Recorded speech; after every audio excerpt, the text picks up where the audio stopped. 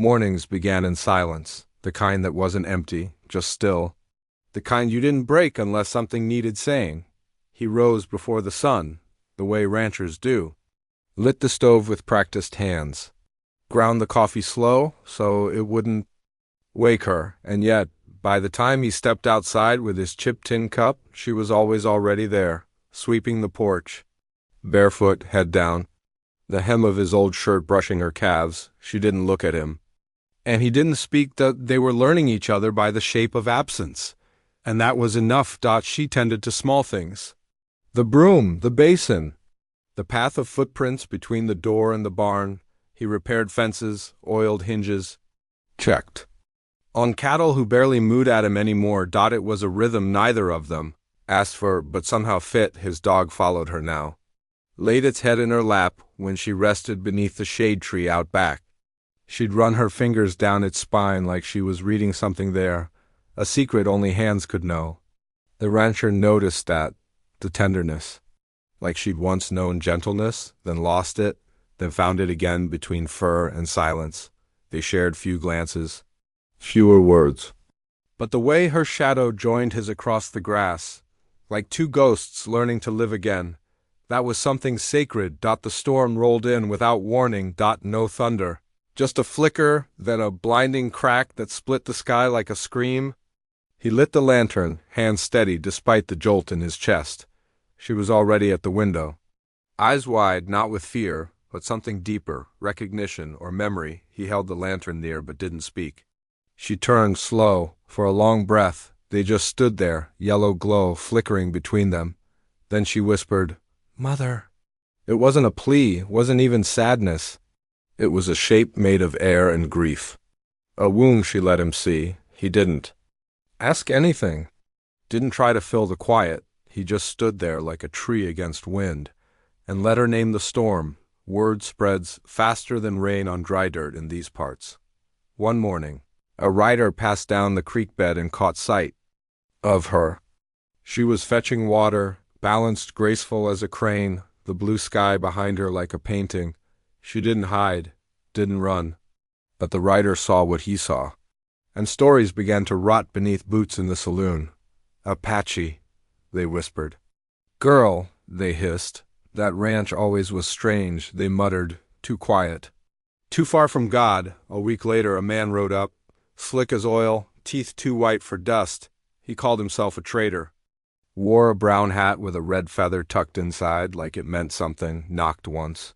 The rancher opened the door slow. The man didn't even dismount. "Word is," he said, smiling like a knife, "you got yourself some company." The rancher said nothing, just thought I'd help. Men round here, they get nervous. Apache girl, alone on a white man's land. Lot of folks don't see kindness, they see possession. The dog growled behind the door. Trader tipped his hat. "I can take her off your hands, clean, quick, no questions." The rancher's voice was soft. "She ain't a burden." The smile faded. "She's your problem then," the man said. The rancher shut the door, didn't slam it. Didn't raise his voice, just turned the lock. And stood there a while, breathing steady. It was 3 days later when she found the photograph. He didn't see it happen, only noticed the frame had been moved on the mantel, an old picture curled with time. A woman, laughing.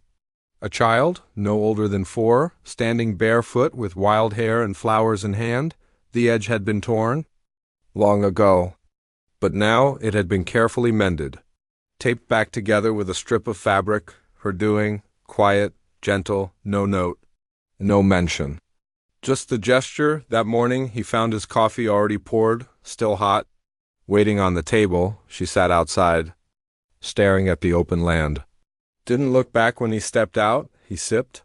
She, no words. But something inside him let go. A knot he didn't know he still held. It felt like forgiveness. Or the beginning of it, that night, under a sky clean of clouds. She washed her hair at the barrel near the barn. He stayed inside. He didn't look. Didn't peek, but he heard the water pour over her skin. Heard the soft rhythm of her song, not loud, not clear. Just a tune caught between breath and memory, the kind of song mothers hum. The kind only those with loss understand. He sat by. the window, mug in hand, and closed his eyes. Let the melody thread through him. In the barn the next day, he found feathers hung on the rafters, delicate, woven with string and wildflower stems. Above each horse's stall, like blessings or wards, he didn't take them down. Didn't ask what they meant, but the horses seemed calmer that morning. The sky a little wider, the land lighter. And he wondered, not for the first time, if the reason he found her wasn't to save her, but to remember what saving even looked like. Let me know when you'd like to continue with. A loner rancher helped a beautiful dying Apache girl. Then 50 gunmen rode in. Folks around these parts say that like a ghost story, like a memory the wind won't forget. But before guns, before fire, before the riding dust of men too cruel for their own names, there was only quiet. And a man and the land. And a sound not meant for anyone. The ranch lay under the breathless silence of late summer.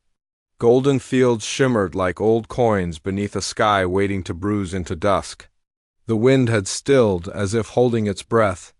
On the porch of a worn-down ranch house, a man stood barefoot, coffee cooling in his hand, a slow breath easing out of lungs that hadn't known softness in years. That's when it came, a cry, faint, distant. A thread of hurt wrapped in the wind, not loud but true. He blinked.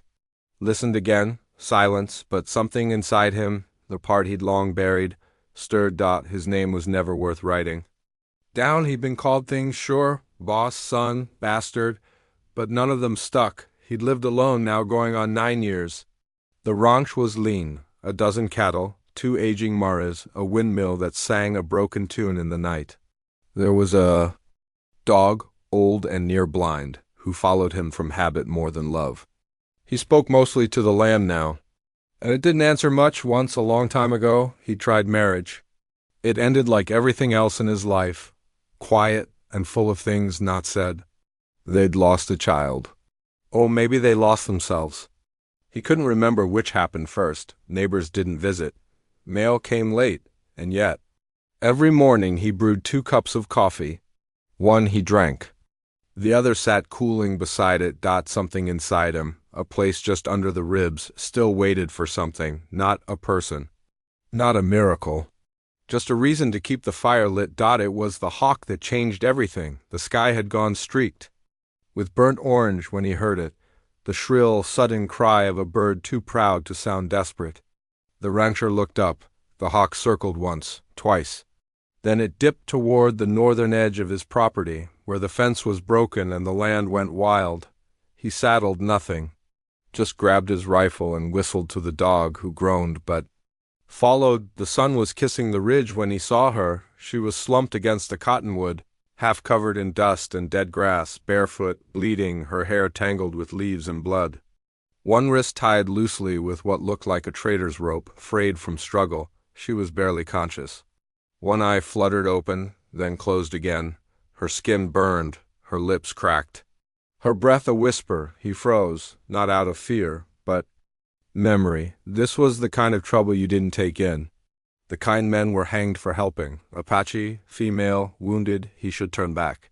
He almost did, then she made a sound, not a word. Not even a full cry, just a soft, broken hum, like she was trying to sing something lost. He swallowed hard. The rancher bent down, gently, slid one arm beneath her knees, the other behind her shoulders. She was lighter than he expected, like a memory, like ash. He didn't speak. She didn't open her eyes. And together, they walked into the fading light. She didn't wake that first night. He placed her on the old bed in the spare room. The one no one had slept in since she left him. He boiled water, crushed wild herbs from the box he hadn't opened in years, poured a bit of whiskey over the wound on her side, and whispered sorry when her body flinched. She had no name. Not yet, so he gave her none. Just girl. He crushed berries and rubbed them into her lips to keep them from cracking. He stitched the cut above her brow, slow, careful, hands shaking. He wiped the sweat from her neck with an old cloth his mother once embroidered. He didn't ask why she was there. Didn't search her for weapons. He let her be. For 2 days she floated between sleep and fever. Her body twitched. Her lips murmured words he didn't understand, But her eyes, when they opened, they were not wild, not broken, just waiting. Like his. He spoke then, just to fill the air. Told her stories. Of the mare who once outran lightning. Of the boy who brought him a dog and never came back for it. Of the scar on his hand and how he didn't earn it. She said nothing, just listened with her stillness, and when her eyes closed again, he sat beside her, head bowed, as if guarding something sacred. The third day, she refused to eat. He left the broth by her bed and walked outside, chopped wood until his hands bled, fed the chickens. Didn't look back. When he returned, the bowl was empty. That night, she stood by the barn. She wore his old shirt, sleeves rolled up, her hair damp from the wash basin. She didn't run. Didn't speak. Just looked up at the sky like it held someone she once knew. The dog padded up to her, sat beside her like he always had beside the rancher. She reached down and touched his ear. The dog sighed. The rancher stayed a few paces back, said, "Cold night." She didn't answer. Just turned her face to the stars. He didn't walk closer, didn't touch her. Didn't need to. In that silence something grew, not desire. Not need. Just the faintest shape of trust, the kind that doesn't announce itself. The kind that waits. The boy came with the dawn. Barefoot, silent, no older than 10. The mist hadn't yet lifted from the grass, and already he stood by the edge of the corral where the old Murray paced restless in the morning chill. The rancher saw him from the porch. Didn't speak. Didn't reach for his gun. The boy wore a red feather in his hair, not bright, not proud, but soaked with meaning. He didn't meet the rancher's eyes. Only held out a hand. In it, a small carved token, a feather made of cedar and etched with lines like veins. The girl appeared in the doorway behind the rancher. Her breath caught before it became a sound. Then she stepped forward. The boy saw her and lowered his eyes, held out the carving. She took it like it was something sacred, and then, knees buckling beneath her, she dropped to the dirt. Hands pressed to her mouth. The boy didn't touch her, just waited. Then turned and walked back the way he came, beyond. The ridge, the hills held still. But the rancher felt it now, a presence in the silence. Her people were near, watching, waiting, that night. The fire in the hearth burned low. She sat cross-legged on the floor, her back to the flames, hair loose and wild. Eyes far away. He sat in his chair, boots off, one hand resting on the dog's head. She didn't speak words he understood, not all of them. But language was a small thing when pain was shared.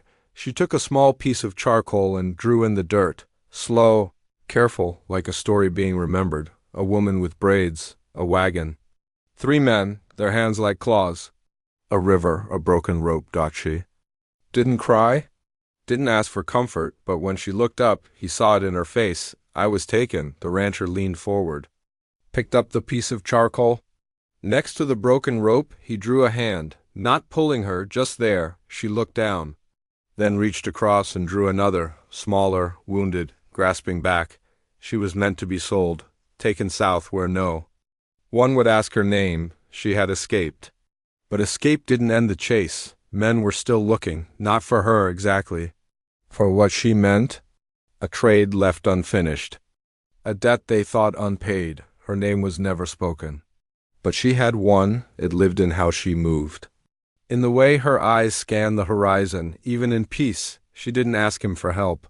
She never would, but he stood anyway. He didn't say, "You're safe," didn't offer the lie of forever. He only said, "You ain't alone here." Not anymore. And in that flicker of firelight, she smiled for the first time. He noticed her packing when the sun dipped behind the ridge the next evening, quietly, like someone used to leaving without sound. She folded his shirt, the one she'd worn so many mornings, and placed it on the bed. Tucked the red feather into a pouch on her hip. Looked at the door like it was something she'd opened too many times. He didn't stop her. Didn't ask what she was doing. Only sat by the fire, watching the embers blink like old stars. She turned to him, eyes soft, but not pleading. "They'll come," she said. Her voice was full now. "Strong. They'll burn this place if they must." He nodded once, still staring at the flames. "I know. You don't need to stand in their way." His jaw flexed. He took a breath, and for the first time in a long time he didn't think before speaking. What if I already am? She looked away, but not before he caught it, the shimmer in her gaze. Not fear, something harder to carry, gratitude. She stepped forward, laid a hand on the back of his chair. If I go, she whispered, I won't leave angry. He shook his head. I had to skin you to stay. They didn't say goodbye. Didn't need to, but the silence between them that night felt like a vow neither had to make out loud. Just before dawn, she stood by the fence, braiding her hair. The sky was soft and purple, like a bruise healing. A chill in the air whispered of change. He walked toward her, holding his old hat, the one he hadn't worn since the boy died. He held it out. She paused, braid half finished. Took the hat gently. If you go, he said, I won't follow. She nodded once, but I'll leave the gate open. She stepped forward, touched his face, just once. Fingers rough but warm. No kiss. No words, only the quiet that comes when two people know exactly what the other is about to say and say nothing. Anyway, the ground shook first, just a little. A warning. Then the dust rose, thick, fast, angry. Hooves. Many, too many. He stepped outside. Felt it in his bones. 50 riders, coming hard. Like a storm made of gunmetal and sin, she stood beside him. No tremble in her shoulders. No panic. She looked at the horizon like it had betrayed her. Then turned back to him. He reached for the rifle leaning by the door, held it steady. Not with violence, but with knowing. She stepped closer. Their shadows touched. He looked down. At her, she didn't flinch. They didn't speak. Didn't run. Just turned, together, and walked slowly toward the barn, where the horses waited, where the land had not yet chosen sides, where the next page of the story was already writing itself in dust and dawn and defiance.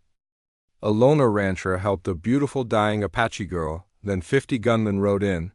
That's how they tell it in whispers, in taverns and over fires. But they don't tell you what happened before the guns or after the dust. They don't tell you about the quiet, because the real war wasn't one with bullets. It was one in the morning silence. With two people who stayed, the ranch became a symbol long before the riders came. Every post in the fence, every trail through the grass, every knot in the barn's old beams, he knew them like scars on his hands, not perfect, not pretty, but placed with purpose. That morning he walked the property slow, checked the gates, oiled the hinges. Hung a pot of water over the fire. When he stepped inside, she was waiting, already dressed in her soft hide tunic, belt slung with tools not made for fighting but for surviving. Her eyes were still. Not scared, not angry. Just ready. In her hands, a bow, the same one she'd left behind months ago, now returned to her by someone who remembered her name even. If she never spoke it. She held it like a memory that had come home. And behind her, just beyond the cottonwood grove, the boy reappeared. He wasn't alone. They came without sound, shadows sliding between the tall grass and morning mist. Old men with painted lines across their cheeks. Women on horseback with silent strength in their spines, a dozen in all. No war cries, no drums.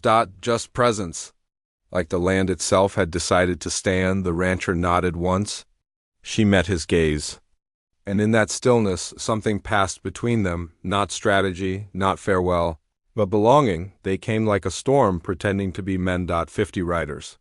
Faces split with greed and dust and laughter that hadn't known consequence. Their coats were long, their guns freshly cleaned. They hollered like boys who'd never been told no. Dust rose around them like they were kicking up the dead. The lead man rode a gray stallion and spat when he spoke. Well, I'll be, he said, looking at the porch. You really are keeping her here? No one answered. The girl stood in the doorway, bow resting against her hip. The rancher leaned against a post, unarmed. But beside the barn, barely visible in the ridgelines, her people stood watching, not moving. Not hiding, just there. The hired men didn't notice at first. They laughed, they cursed. Some got off their horses, thinking it'd be quick, but then they felt it, that stillness. The kind of quiet that isn't peace, but warning. The rancher stepped down from the porch, boots brushing dust, eyes calm. He didn't shout. "You came to take something," he said. "But you're already too late." The gray horse tossed its head. The lead rider's hand moved toward his hip, but he hesitated. Something in the air made it hard to draw. Maybe it was the way she didn't flinch, or the way the rancher stood, like the land had given him roots. Maybe it was the figures above, unmoving, watching. One rider pointed to the hills. "They're everywhere." Another swore under his breath. Still, one man, younger, cocky, drew his pistol, fired. The shot rang loud, missed. His horse reared in panic, eyes wide, and threw him into the dirt.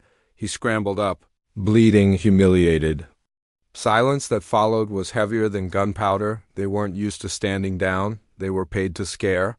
Not think, but fear crept in now, not because of who they faced, but because they realized they didn't understand what they'd stepped into. This wasn't a standoff. It was something older. The hills behind them felt taller, the trees more alert. The barn, the porch, even the wind seemed to side with the ones they came to break. No one had raised a weapon. But none of them felt safe. One by one, the men began turning their horses. Not ordered, not in shame. Just moved by something they couldn't name. The lead rider looked back one last time. Met the rancher's eyes. There was no hate. No victory. Just a look between two men who knew this land wasn't his, and neither was she. Then he turned. And they rode away. She didn't move until the dust settled, and she stepped from the porch and walked toward him. Their people didn't cheer. They didn't cry. They simply nodded. Acknowledged the moment for what it was. She reached for his hand, and this time he took it. No fear, no confusion. Just the joining of two people who chose the hard thing. To stay. She turned, faced the ridges. Her people watched. Then, one by one, they slipped back into the trees, not because she was forgotten, but because she was home. He looked at her. The quiet between them full now, not of absence, but peace. He realized then love isn't rescuing someone. It's staying even when you could run. The sun set slow that night, painted the grass gold, kissed the barn with amber light. He began building, not a new house, but an extension, a room beside his. Not hers. Not his, theirs. She planted flowers along the fence line. Wild things, colorful, unruly. The dog stayed close. The hawk returned once, circled overhead, then vanished toward the canyon. They didn't speak much. Didn't need to. Folks still whisper it when the nights get long. A loner rancher helped a beautiful dying Apache girl. Then 50 gunmen rode in. But what they don't say is, what came after. Not the guns, the garden. The silence, the staying.